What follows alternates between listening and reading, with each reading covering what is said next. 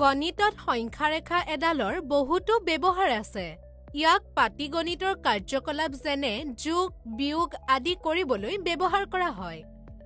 কিন্তু তুমি এইটো জানিছিলানে যে ইয়াক 2 বা ততোধিক সংখ্যা তুলনা কৰিবলৈ ব্যৱহাৰ কৰিব পাৰি? আৰু যদি সেইবোৰ পৰিমেয় সংখ্যা হয় তেন্তে কি কৰিবা? তুমি এডাল সংখ্যাৰেখাত পৰিমেয় সংখ্যাবোৰ কেনেদৰে বহুৱাবা? অধিক জানিবলৈ চাই থাকা।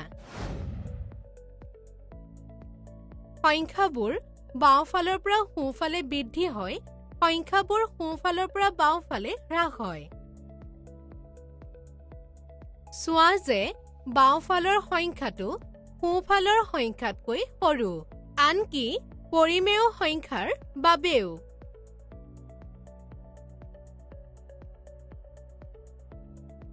যদি সংখ্যাৰেখাত A আৰু B বিন্দুবোৰে যথাক্ৰমে পৰিমেয় সংখ্যা x আৰু y উপস্থাপন কৰে আৰু যদি y is greater than x, তেন্তে B A ৰ সোঁফালে থাকিব।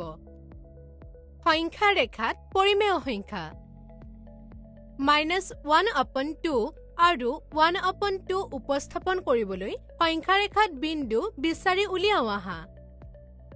সংখ্যাৰেখাত O মূলবিন্দু বাছনি কৰা আৰু 1 আৰু -1 উপস্থাপন কৰিবলৈ A আৰু B বিন্দুসমূহ বাছনি কৰা। ধৰি লোৱা M হৈছে OA ৰেখাখণ্ডক দুটা সমান অংশত বিভক্ত কৰা এটা বিন্দু আৰু N হৈছে OB ৰেখাখণ্ডক দুটা সমান অংশত বিভক্ত কৰা বিন্দু। OA হৈছে 1 আৰু M এ OA ৰেখাখণ্ডক দুটা সমান ভাগত বিভক্ত কৰে। সেয়েহে OM is equal to 1/2।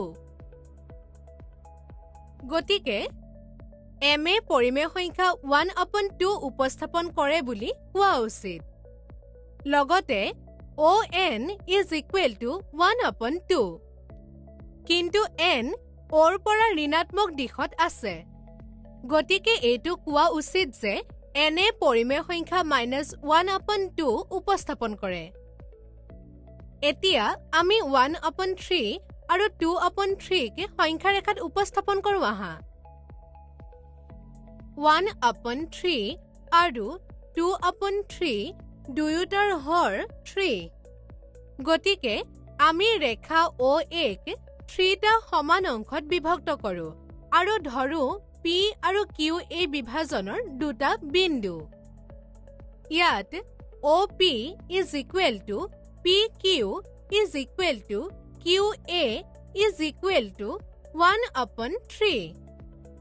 গতিকে এইটো কোৱা স্বাভাৱিক যে P আৰু Q এ পৰিমেয় সংখ্যাবোৰ যথাক্ৰমে 1/3 আৰু 2/3 উপস্থাপন কৰে।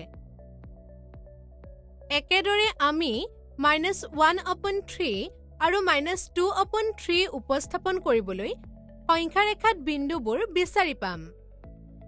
ইয়াৰ বাবে -1 উপস্থাপন কৰা বিন্দু Bক লোৱা। ৰেখা OBক 3টা সমান ভাগত বিভক্ত কৰা আৰু বিভাজনটোৰ বিন্দুবোৰ R আৰু S বুলি ধৰি লোৱা। এয়া স্পষ্ট যে R আৰু S এ যথাক্ৰমে -1/3 আৰু -2/3 উপস্থাপন কৰে। আমি এতিয়া সংখ্যাৰেখাত 1 ইন্টিজাৰ 5/7 উপস্থাপন কৰিব পাৰোঁ। যিহেতু 1 is less than 1 integer 5/7 is less than 2, 1 integer 5/7ক উপস্থাপন কৰা বিন্দুটো যথাক্ৰমে 1 আৰু 2ক উপস্থাপন কৰা বিন্দু A আৰু Cৰ মাজত থাকিব লাগিব। যিহেতু হৰ 7 ৰেখাখণ্ড ACক 7টা সমান ভাগত বিভক্ত কৰা। সংখ্যাৰেখাত বিভাজনৰ বিন্দুবোৰ সূচিত কৰা আৰু এৰ পৰা আৰম্ভ কৰি বিভাজনৰ পঞ্চম বিন্দুটো Tৰে সূচিত কৰা। যিহেতু প্ৰতিটো অংশ হৈছে 1/7, AT is equal to 5 into 1/7 is equal to 5/7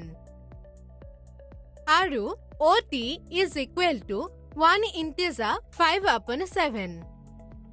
সেয়েহে টিয়ে পৰিমেয় সংখ্যা 1 ইন্টিজাৰ 5/7ক উপস্থাপন কৰে বুলি কোৱা উচিত। সংক্ষিপ্তকৈ এই আলোচনাটোত আমি সংখ্যা ৰেখাত থকা পৰিমেয় সংখ্যাবোৰৰ বিষয়ে শিকিলো। বাওঁফালে থকা সংখ্যাটো সোঁফালে থকা সংখ্যাটোতকৈ সৰু হয়। লগতে আমি সংখ্যা ৰেখাত পৰিমেয় সংখ্যাৰ উপস্থাপনৰ বিষয়েও শিকিলো।